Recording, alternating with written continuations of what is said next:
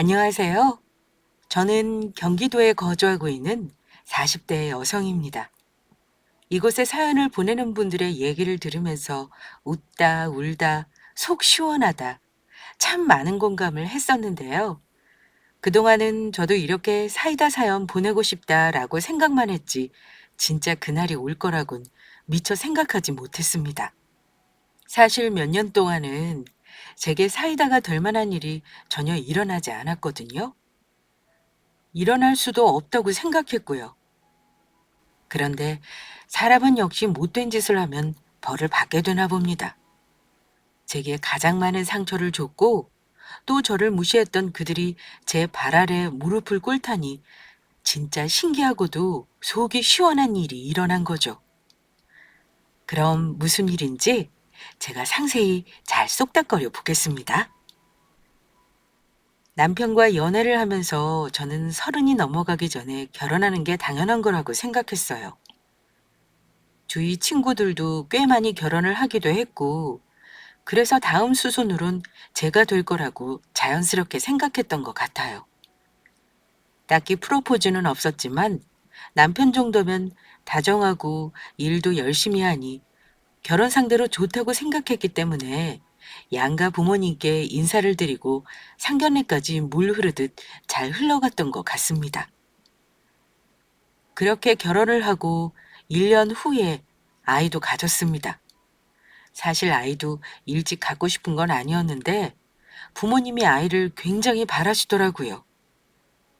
손주를 보고 싶어 하시는 그 마음을 당연히 이해했고 저희도 딱히 미룰 명분은 없었기에 아이를 가졌고 전 직장에 휴직계를 냈습니다. 그런데 임신을 하고 12주부터 계속해서 아이의 성별을 궁금해하시는 시어머님 때문에 많은 스트레스를 받았습니다. 어머님은 제가 꼭 아들을 낳길 바라는 모양이셨어요. 아들을 낳아야 대를 이을 수 있다는 아주 구시대적 발상을 하고 사시는 분이셨죠. 결과적으로 뱃속의 아이는 딸이었습니다. 20주가 넘어 딸이라는 걸 밝히자 어머님이 대놓고 실망하시더라고요. 내가 그렇게 공을 들였는데 딸이라니. 진짜 어이가 없다. 원래 성별은 하늘이 주시는 거라잖아요. 저희는 딸이든 아들이든 상관없이 예쁘게 잘 키울 거예요. 그래, 하나 더 낳을 거지? 그치? 아직 낳지도 않았는데 그런 말은 너무 이른 것 같아요, 어머님. 나중에 아이 낳고 좀 크면 생각해 볼게요. 여자 나이에 애 키우다 훅 간다. 더 늙기 전에 바로 후딱 하나 가져서 돌잔치 할 때 뱃속에 있으면 얼마나 좋아. 그게 마음대로 되는 것도 아니고요. 왜 마음대로 안 되니? 그러니까 네가 나약한 거야. 남자든 가정이든 내 마음대로 할 수 있어야지. 이렇듯 어머님은 제가 딸을 가진 것에 많은 불만을 가지셨습니다. 어머님도 딸 둘에 아들 하나를 가지셨고 막내가 제 남편이었거든요. 그리고 본인도 여자면서 왜 그렇게 딸을 싫어하는지 이해할 수 없었어요. 게다가 딸 때문에 시댁에서 핍박받은 것도 하나도 없다고 들었거든요. 아무튼 어머님이 애를 써서 낳은 아들이니 제 남편에 대한 애착이 남다르긴 했죠. 제가 손자가 아닌 손녀를 안겨드리는 바람에 남편에 대한 애정이 갈수록 더 커지기도 했고요. 일주일에 한 번씩 시댁을 방문해야 함은 물론이거니와 집안의 대소사에 남편은 무조건 함께해야 했습니다. 오죽하면 명절 때도 친정에 보내주지 않으시려고도 했어요. 본인도 결혼하고서 10년은 친정 문턱도 못 넘었다는 얘기를 하시면서 한사코 저랑 남편을 붙드셨죠. 그래서 저도 3년 동안 친정을 못 가다가 결국 폭발해 남편과 대판 싸우고 그 뒤부터는 당당하게 명절에 친정에 가긴 했습니다. 전 아이를 낳고 바로 직장에 복귀하고 싶었습니다. 그런데 아이를 낳고 보니 다른 이에게 아이를 맡기는 것이 너무 마음이 쓰이더라고요. 친정 부모님도 식당을 하고 계시기에 도저히 맡길 수 없는 상황이었고, 시부모님도 사업을 하고 계셔서 바쁘시긴 마찬가지셨습니다. 결국 제가 일을 그만두는 것이 가장 좋은 방법이라고 생각이 되었어요. 어린아이를 맡아줄 수 있는 어린이집은 대기가 많았고, 시터를 쓰기에는 저희 집 형편이 넉넉지 않았으니까요.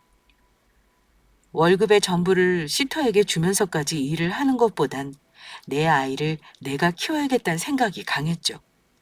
사실 그 때문에 남편과의 관계가 더 악화되기는 했습니다. 남편 혼자 벌어서는 넉넉지가 않은 형편이기도 했거니와 남편은 제가 경제적으로 능력이 있었으면 하는 바람이 컸던 것 같아요.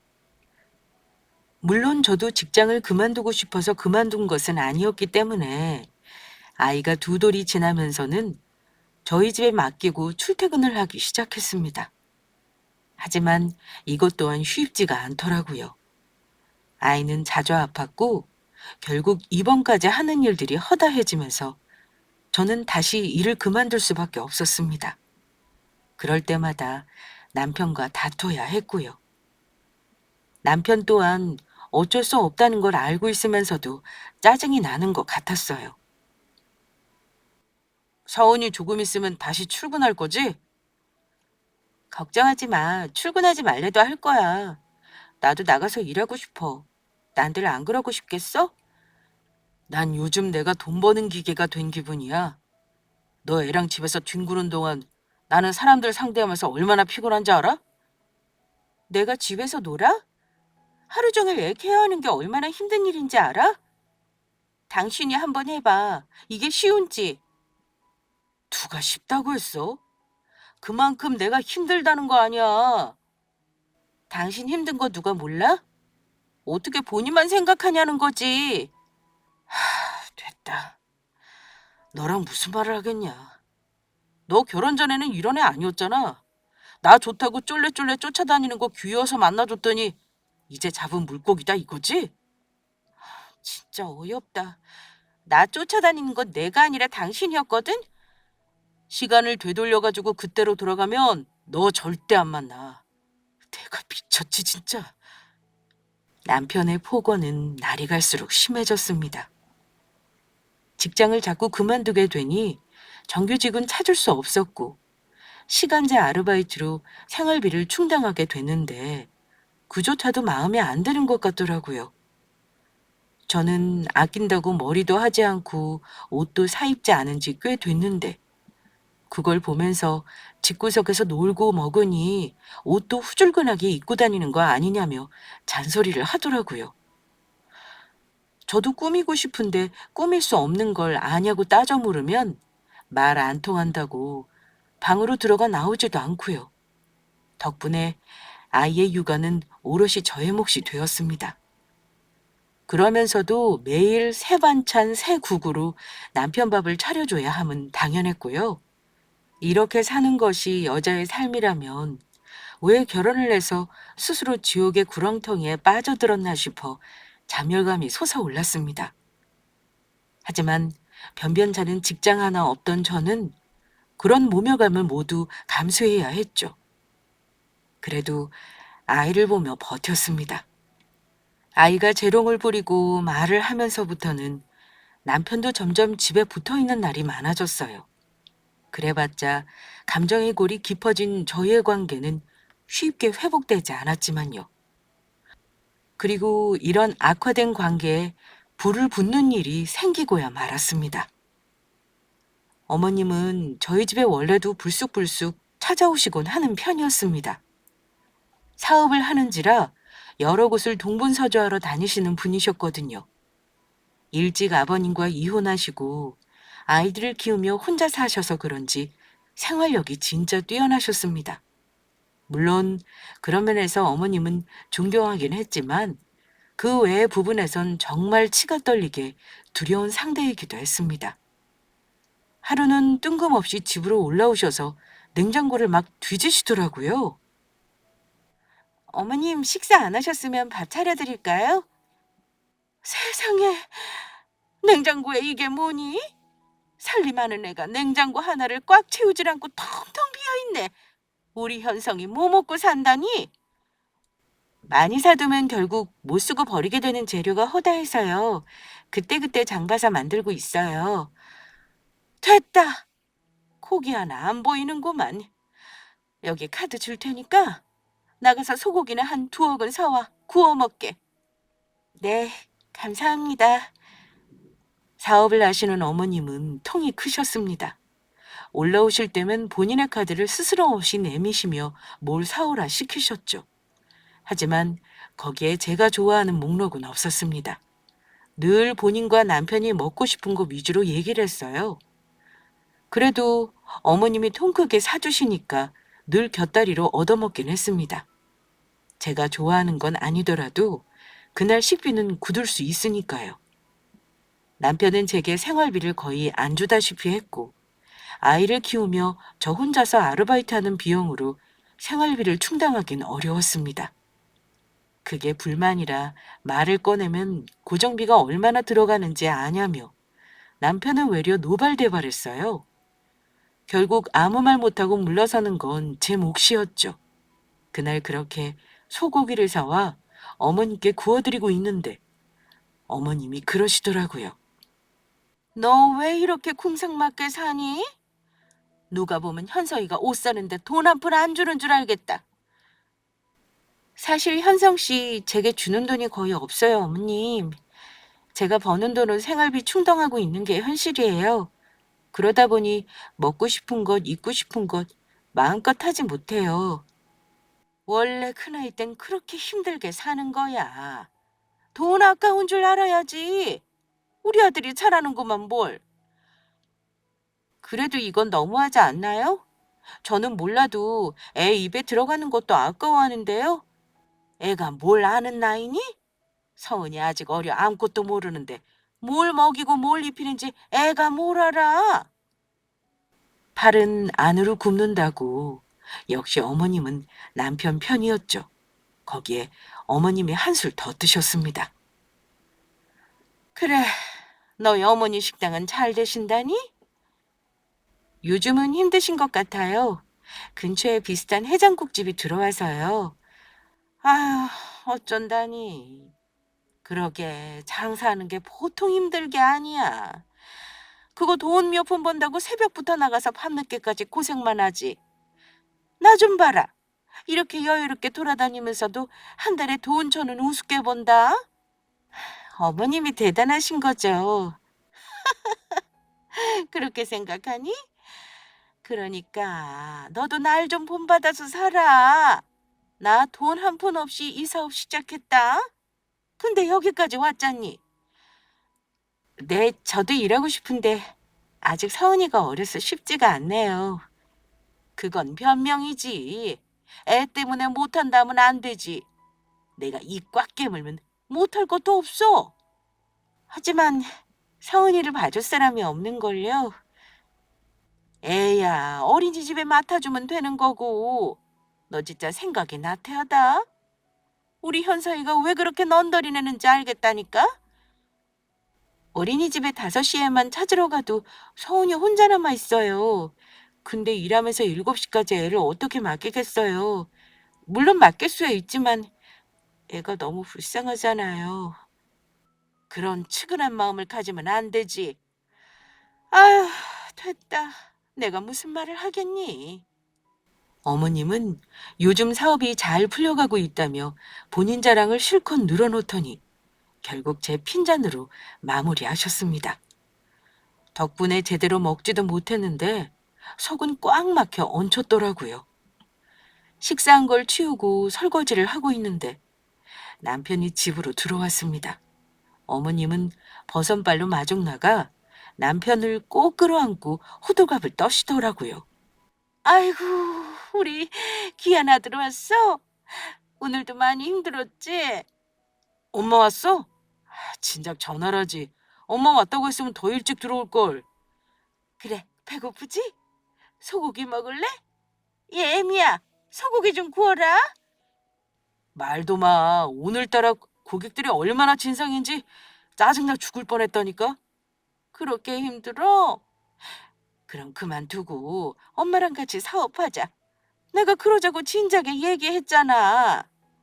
나야 그러고 싶지. 근데 제가 그러지 말라고 하잖아. 월급 따박따박 나오는 직장이 훨씬 낫다고. 뭐? 너 그런 소리를 했니? 그거 나 들으라고 한 말이냐? 아니에요, 어머님. 전 그런 게 아니라 전공을 살려서 들어간 회사 제대로 다니는 게 어떻겠냐고 말한 거였어요. 그래서 내 사업은 우습다 이거니? 그런 거 아니에요, 어머님. 지금 벌이는 좋을지 몰라도 어머님이 하시는 사업은 늘 불안불안했습니다. 저는 당연히 남편이 안정된 직장에서 오래 근무하는 게 좋아서 그렇게 말을 했던 거고요. 그 일이 또 이렇게 다가올 줄은 몰랐네요. 저는 당황했고 다른 말을 꺼내지 못했습니다. 어머님은 화가 나셔서 제게 퍼부어대셨지만 변명할 거리가 없어 입을 다물 수밖에 없었어요. 지금 생각해보면 왜 그렇게 못나게 굴었는지 모를 일입니다. 할 말이 있으면 당당하게 해도 되는 건데 제 처지를 비관했던 것 같아요. 어머님은 잘 나가시니까, 돈 많으시니까 하면서 어머님의 저런 행동들을 당연하다 생각했는지도 모를 일입니다. 됐다. 하여간 결혼 전부터 마음에 안 든다 안 든다 했더니 갈수록 더 하는구나. 어쩌겠어. 이미 애 낳고 살고 있는데 물을 수도 없고. 뭐? 말이 너무 심한 거 아니야? 왜? 내가 틀린 말 했어? 너 솔직히 결혼하고 10kg나 쪘잖아. 밖에 나가봐. 너보다 날씬한 애들이 오빠 오빠 하는데 내가 집에 와서 널 보면 마음이 어떻겠냐? 그게 다 서운이 낳으면서 찐 살이 아직 안 빠진 거잖아. 난들 시간이 있어서 운동도 할 수 있으면 진작 뺐겠지. 그리고 그런 말 하는 당신은? 당신이야말로 결혼 후에 20kg 가까이 쪘잖아. 나보다 더 많이 쪘으면서 뭘 그래? 난 워낙 말랐어서 10kg 찐 지금도 뚱뚱하진 않아. 어머, 남편한테 하는 말 본새 좀 봐라. 시어매가 있어도 이렇게 말하는데 나 없으면 아주 더하겠다. 보통 아니야. 얼마나 바가지를 긁어대는지 내가 못 살겠다니까? 내가 우리 현성이 어떻게 키웠는지 아니? 금이야 오기야 쓰다듬으며 키웠다. 그런데 네가 뭐라고 우리 현성이 살쪘다 타박을 하니? 나 참 어이가 없어서. 타박이 아니고요. 저한테 먼저 현성 씨가 뭐라고 했잖아요. 됐어. 또 따박따박 따지기는. 오늘 괜히 왔나 싶다. 며느리 고기 사 먹이려고 와가지고 돈만 쓰고 기분은 상하고. 이게 뭐니? 또 엄마 카드로 냈어? 진짜 너는 너무하다. 오늘 같은 날 네가 좀 사면 안 돼? 그럼 당신이 돈을 주고 가던가. 생활비 안 준 지 몇 개월 됐는데 무슨 소리야? 너도 벌잖아. 그 정도 돈도 못 써? 우리 엄마 입에 들어가는 게 아깝니? 진짜 할 말이 없었습니다. 저렇게 둘이 똘똘 뭉쳐서 저한테 욕을 하는데 제가 무슨 말을 할 수 있겠어요? 아무튼 어머님은 화를 내고 나가버리셨고 어머님 뒤를 따라 나간 남편도 그날은 돌아오지 않았답니다. 그리하여 겨우 조금 회복되었던 저희 부부관계는 다시 악화되고 말았습니다. 그리고 얼마 뒤에 가장 결정적인 사건으로 파국으로 치닫게 됩니다. 그날도 어머님은 저희 집으로 쳐들어오셨어요. 그렇게 폭풍처럼 퍼부을 땐 언제고 본인은 언제 그랬냐는 듯이 전화도 하고 찾아도 오시는 어머님이지만 저 또한 그런 어머님한테 지칠 대로 지쳐 있었죠. 아르바이트를 마치고 집으로 돌아와 저녁 준비를 하는데 어머님이 손 안에 쇼핑백을 가득 들고 들어오시더라고요. 야야, 이리 나와 이것 좀 받아라. 팔 떨어지겠다. 네, 네, 이리 주세요. 이게 다 뭐예요? 쇼핑하셨어요? 버는 돈 다 뭐하겠니? 죽을 때 싸가지도 못할 거. 옷 좀 샀다. 아, 그러셨어요. 그렇게 들여다볼 거 없다. 현성이 옷만 있으니까. 네가 뭐 이쁘다고 옷을 사오겠니? 기대도 안 했어요. 들여다본 것도 아니고요. 여간 말하는 것도 마음에 안 들어. 저녁은 드셨어요? 내가 저녁을 먹었으면 뭐하러 여기까지 왔겠어? 며느리한테 밥이라도 얻어먹고 가려고 왔지. 집에 가서 나 혼자 밥 해먹는 것만큼 서러운 거 없다. 그럼 잠시만 앉아 계세요. 얼른 차려드릴게요. 여기 속꼬리찜 좀 해라. 현성이가 또 속꼬리찜을 좋아하잖냐. 내가 아주 좋은 걸로 골라왔지. 지금 하기엔 시간이 많이 걸릴 텐데 괜찮을까요? 요리도 자꾸 해야 늘지. 몇 시간씩 하면 되겠니? 그냥 알아서 좀 하면 안 되니? 같은 말 자꾸 하는 것도 입이 아프다. 하지만 속꼬리찜은 1시간 안에 되는 요리가 아니라서요. 됐다 됐어. 내가 너한테 뭘 얻어먹겠니? 뭐라도 시켜 먹던가 하자. 아니에요, 어머님. 막 밥상 차리려던 참이었거든요. 일단 드시고 속꼬리찜은 제가 해서 내일 먹일게요. 제 선물이라곤 손수건 한 장 사오지 않은 어머님이었지만 서운한 마음도 없었습니다. 어쩌면 너무 당연한 일이었거든요. 어머님이 제게 건네준 거라고는 껌 하나가 전부인 기억이거든요. 그런 어머님한테 뭘 기대를 하겠습니까? 기대를 안 하니 실망도 없는 거겠죠. 그렇게 어머님과 식사를 하고 남편을 기다리고 있는데 남편이 얼마 안 있어 집으로 들어왔습니다. 남편의 손에는 제가 너무 좋아하는 옛날 통닭이 담긴 봉지가 들려 있었는데요. 사실 며칠 전부터 너무 먹고 싶었던 터라 지나가는 말로 한마디 했는데 그걸 기억하고 사왔나 싶어 반가운 마음에 남편에게서 봉지를 뺏어들고 말했습니다. 고마워, 잘 먹을게. 무슨 소리야? 이리 내놔, 엄마 거야. 어? 어, 어머님? 그래, 우리 엄마가 좋아해서 사온 거야. 넌 밥도 먹고 이게 또 들어가겠냐? 하여간 뱃속에 거지가 들었지? 아이고, 우리 아들. 엄마가 좋아한다고 해서 사온 거야? 안 그래도 반찬이 영 부실해서 먹는 둥 마는 둥 했더니 속이 허했는데 잘 됐다. 어서 와서 먹자. 그러면서 둘이 룰루랄라 아주 신이 났더라고요. 진짜 기가 막혔습니다. 눈물이 차오르는 걸 겨우 눌러 참았어요. 어머님은 제게 먹어보란 한마디 말도 없이 본인이 다 드시더라고요. 그것도 아주 맛있게요. 어느새 식탁에는 뼈만 남았습니다. 그나저나 이번 김장 때 고모들 못 오신다며. 그래, 안 그래도 그것 때문에 난리도 아니다. 김장은 늘 100포기씩 하면서 어찌 이번에도 못 온다니? 그거 다 술수 부리는 게지. 그럼 엄마 힘들어서 어떡해? 이 사람 데리고 가서 시켜. 집에서 노는데 그런 거라도 해야지. 안 그래도 내가 그 말하려고 왔다. 올 것이 왔다 싶었습니다.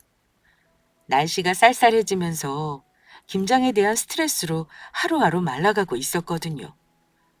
작년에 100포기 더 내는 김장을 하면서도 남편은 아이를 봐주지 않았고 저는 아이를 업어가며 김장을 하느라 온몸에 땀이 뻘뻘 났었거든요. 김장 후에는 일주일을 꼬박 알아눕기도 했었죠. 그 후로 김장이란 단어만 나와도 긴장하는 저를 느낄 수 있었습니다. 이번에는 네 엄마 좀 불러다 해야겠다.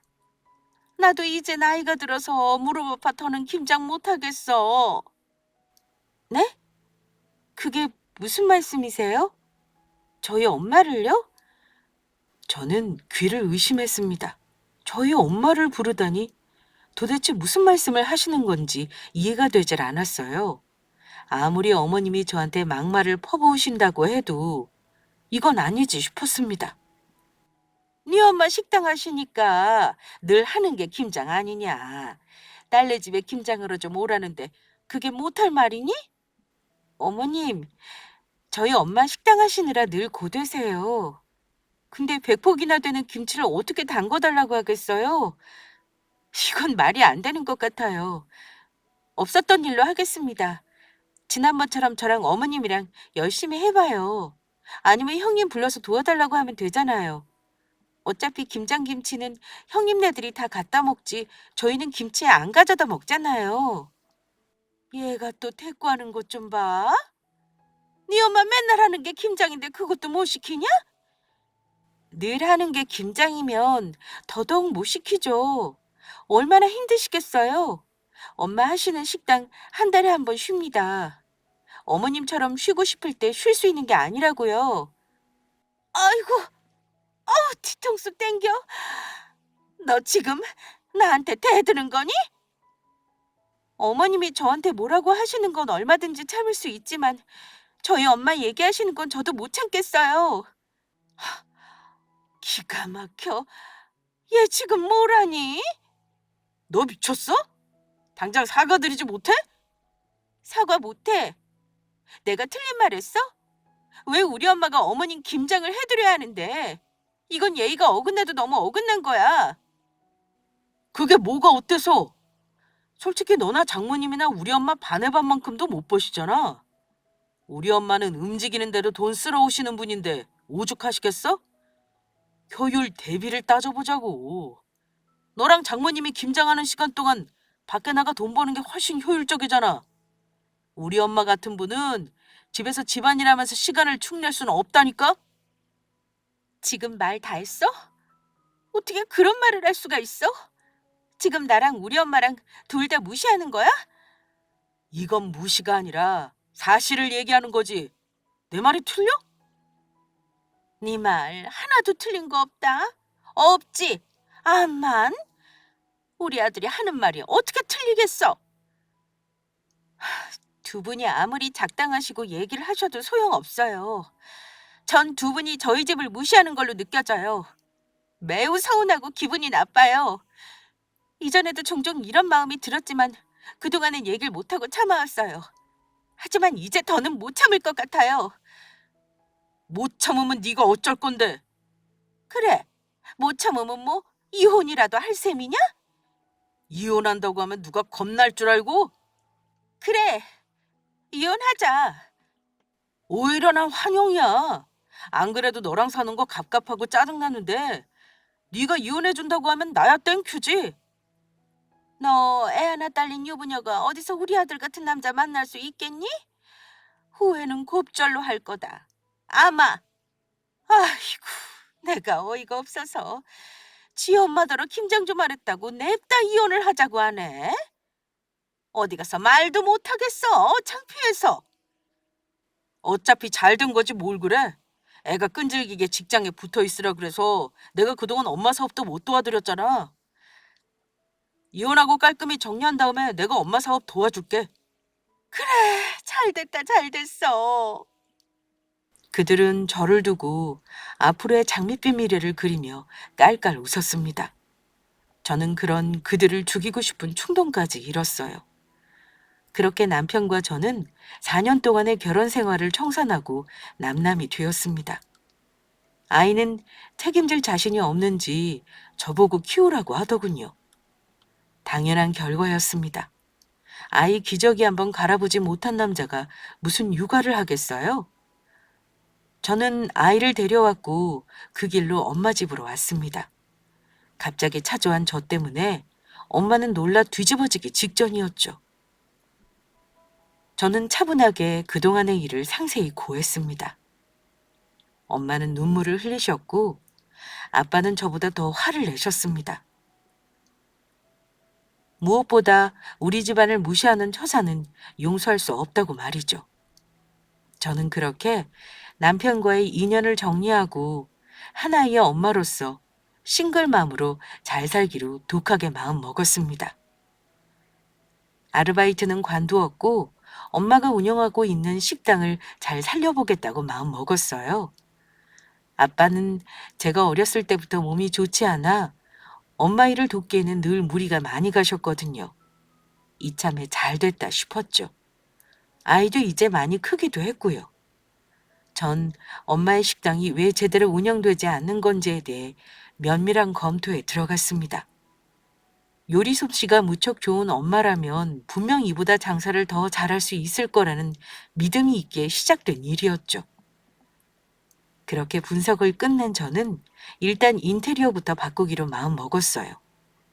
돈이 한두 푼 들어가는 일은 아니었지만 미래를 위한 투자는 분명 필요하다고 생각했죠.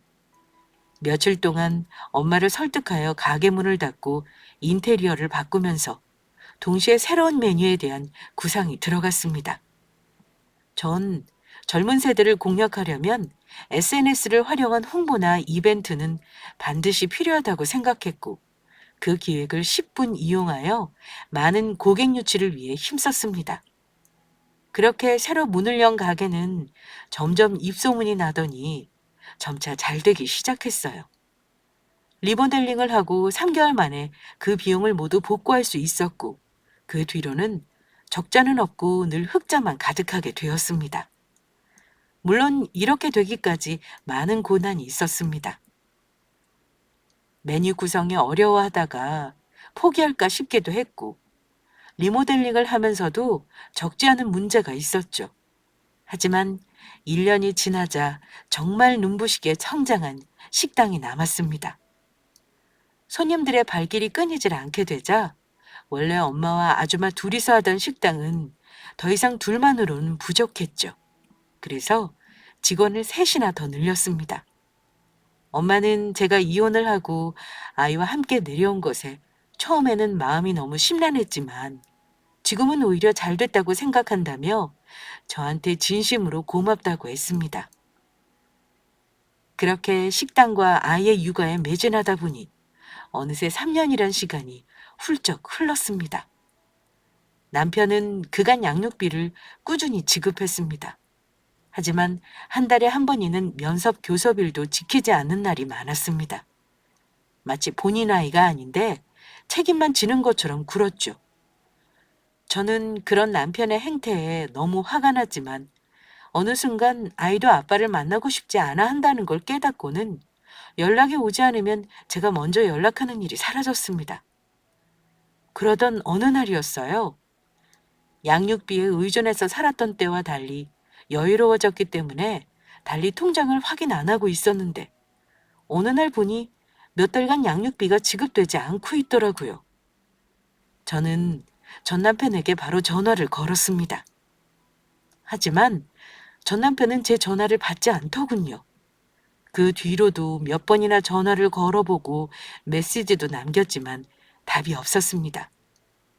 그렇게 며칠이 지났습니다. 아침 영업을 시작하려고 식당 문을 열고 청소를 하고 있는데 누군가 가게 안으로 들어오더라고요. 아직 영업시간이 아닙니다. 의례적으로 인사를 하며 고개를 들었는데 어머님과 전 남편이 입구에 서 있는 게 아니겠어요? 게다가 옷차림은 남루하기 짝이 없는 모양새라 더 놀랐습니다. 며칠 굶은 사람처럼 초췌한 얼굴을 한 두 사람이 저를 바라보고 서 있더라고요. 사오nem이야, 나다. 여긴 어쩐 일이세요? 그냥 너 어떻게 잘 사는지 보려고 왔다. 얘기 들어보니 식당이 아주 잘 된다고 하더구나. 무슨 염치로 여기까지 찾아오세요? 이미 저희 남남이 된 지 오래됐는데요. 그래도 한때 살붙이고 살았던 사람인데 왜 모질게 굴어? 꼴은 왜 이 모양이야? 그게 빚쟁이들 피해서 숨어 다니다 보니까. 빚쟁이? 이게 어떻게 된 거예요? 사업 잘 된다고 일을 늘리다 보니까 여기저기 돈도 갖다 쓰고 그래서 문제가 좀 심각해졌다. 금방 복구될 줄 알았는데 그게 쉽지가 않더라. 얘도 나 따라서 같이 사업한다 그랬다가 있는 돈 다 잃고 지금 이 모양이다. 그래서요? 에? 그래서라니. 그래서 너한테 염치불구하고 돈 좀 빌리려고 왔지. 진짜 낯짝들도 두껍네요. 저한테 돈을 빌려요? 우리가 그냥 빌려달라는 건 아니야. 1년 뒤에 이자까지 쳐서 두둑히 갚아줄게. 우리 사업이 지금 좀 힘들어서 그렇지 금방 다시 일어날 수 있거든?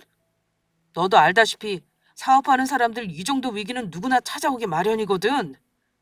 아니, 난 전혀 모르겠으니까 그대로 꺼져. 아이고, 왜 그러니, 선혜미야. 내 얼굴 좀 봐서 한 번만 어떻게 안 되겠니? 저는요, 아직도 자다가 그쪽 얼굴 떠오르면 구역질이 올라오는 사람이거든요. 그동안 저한테 어떻게 대하셨는지 다 잊으셨어요? 어쩜 이렇게 뻔뻔할 수가 있어요? 구역질이라니. 우리 엄마가 그래도 당신 먹인다고 소고기도 많이 사다 주고 그랬지. 본인 드시고 싶은 소고기 사와서 나보고 구우라고 시키고 본인 아들 이피로 잔뜩 사오면서 며느리 양말 한 짝은 사오시지도 않으셨지. 내가 그땐 잘못했다. 내가 멍청했어. 우리 아들 귀한 줄만 알아서 그래. 아무리 지금 잘못을 비신다고 해도 제가 두 분을 용서할 일은 없을 것 같아요. 그러니까 그만 가세요.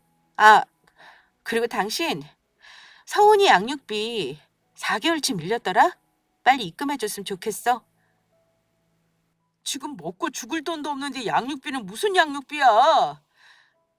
그러지 말고 돈 좀 어떻게 안 될까? 우리가 재개하고 나면 반드시 갚을게. 2배로 갚을게. 진짜야. 내가 그 말을 어떻게 믿어? 밖에 누가 왔길래 이렇게 소란스럽니? 주방에 있던 엄마가 우리의 대화 소리를 듣고 나오다 기함을 하더군요. 당장 다시 들어가 소금을 한 바가지 갖고 나온 엄마가 그들에게 소금을 마구 뿌려댔습니다. 여기가 어디라고 찾아오기를. 얼른 나가지 못해? 아, 장모님, 진정하십시오. 진정하시고 제 말 좀 들어주세요. 듣긴 뭘 들어. 당신 같은 인간들 다신 상종하고 싶지 않은 인간들이니까 얼른 나가라고. 제가 잘못했습니다, 장모님. 한 번만 용서해 주십시오. 장모는 누가 장모야? 난 사위 없어. 죽은 셈 치고 살 테니까 앞으로 다신 그렇게 부르지 말게. 들었지? 얼른 나가. 어머님도 이만 나가세요. 뭐라도 할 테니까 제발 이번 한 번만 도와주십시오, 사돈. 제가 괜히 이러겠습니까? 돈 빌릴 곳이 없어 여기까지 찾아온 겁니다. 딸들도 나 몰라라 한지 오래됐고 사업하면서 그동안 잘만 받아먹던 인간들도 망한 거 알고는 연락을 또 끊어버리더라고요. 저도 오죽하면 여기까지 왔겠습니까? 더는 갈 곳도 없습니다. 그래도 사원이 아빠지 않습니까? 사돈? 사돈이라고요? 어이가 없네. 당신이 언제 날 사돈 취급하기나 했어? 나보고 와서 김장이나 하라고 하더니 이 꼴이 되니까 이제 와서 내가 보이유? 엄마, 말 한 번 잘했네. 가서 절여놓은 배추 가져와. 안 그래도 우리 오늘 김장하는 날인데 어쩜 이렇게 딱 알고 찾아오셨을까? 저는 납작 엎드린 시어머니 앞에 서서 큰 소리로 말했습니다. 아줌마, 돈 벌려면 일을 해야지. 돈이 어디 하늘에서 뚝 떨어지겠어? 일단 김장부터 해. 뭐, 뭐? 너 무슨 말을 그렇게 해? 왜? 나랑 아무 상관도 없는 사람을 내가 예의 갖춰 부를 필요 있어? 지금 당신들 나한테 돈 빌리러 온 거 아니야? 그러려면 일하라고 일. 공짜로 주는 돈이 어딨어? 나도 한 푼 받질 못했는데. 내가 일이 망하니 이제 그대로 되갚는구나. 그럼 그대로 돌려받지 않고 우아하게 돈이나 받아갈 생각이었어요? 이봐요, 아줌마. 아줌마랑 나는 악연이에요. 내가 그동안 그 댁에서 참고 산 건 다른 이유도 아니고 아줌마가 너무 불쌍해서 돈 없으면 아무것도 아닌데 돈 하나로 자랑하고 사는 아줌마 인색이 불쌍해서 그냥 맞춰준 것뿐이라고요. 이제 그럴 필요가 없어졌으니까 어떻게 대하든 무슨 상관이 있겠어요?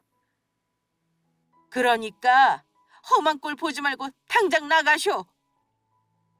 그럴 수는 없습니다. 이대로 쫓아내시면 저희 진짜 갈 곳도 없습니다. 진짜 돈 한 푼 없는 거야?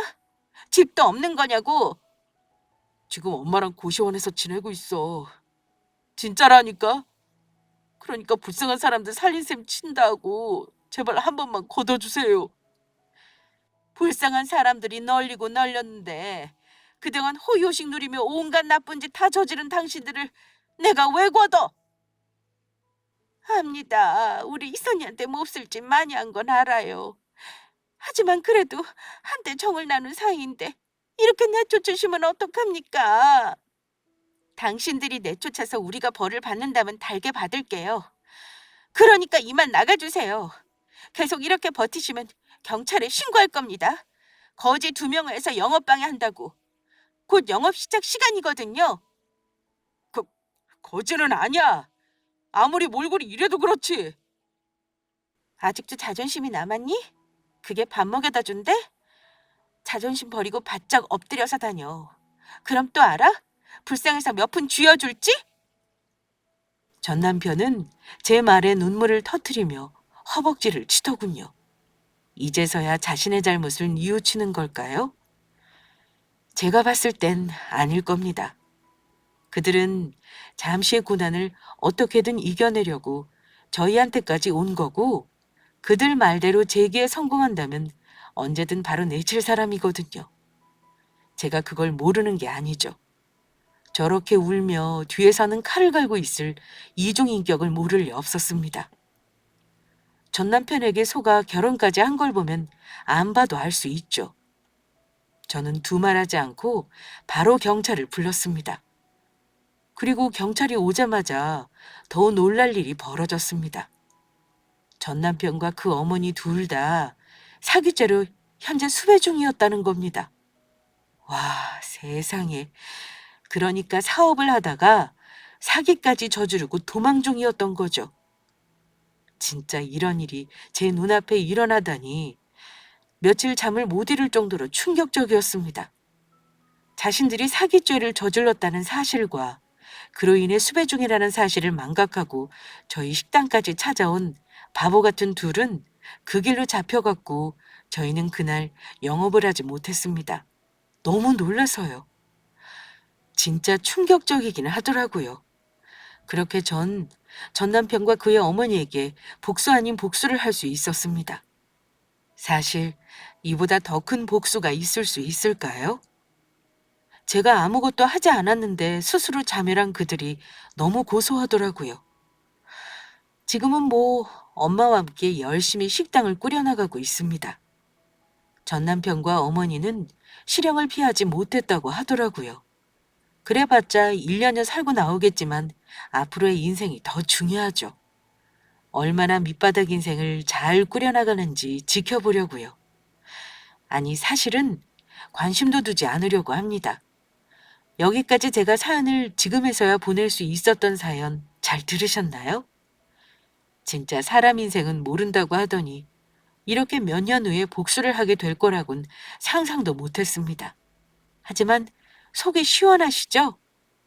저도 묵은 채증이 확 내려가는 기분이라 요즘은 아무 이벤트가 없어도 이벤트가 있는 날처럼 즐겁게 지내고 있어요. 여러분들도 저처럼 속으로 끙끙 앓지 마시고 부당하다고 생각이 들 땐 부당하다고 소리 높여 말해보세요. 저는 아이 생각해서 꾹 참아왔던 지난 날들을 참으로 후회했답니다. 그러니까 후회 한 점 남기지 마시길 바랄게요. 그럼 긴 글 들어주셔서 너무 감사하고요. 저는 오늘 또 열심히 팔 걷어붙이고 일하러 가보겠습니다.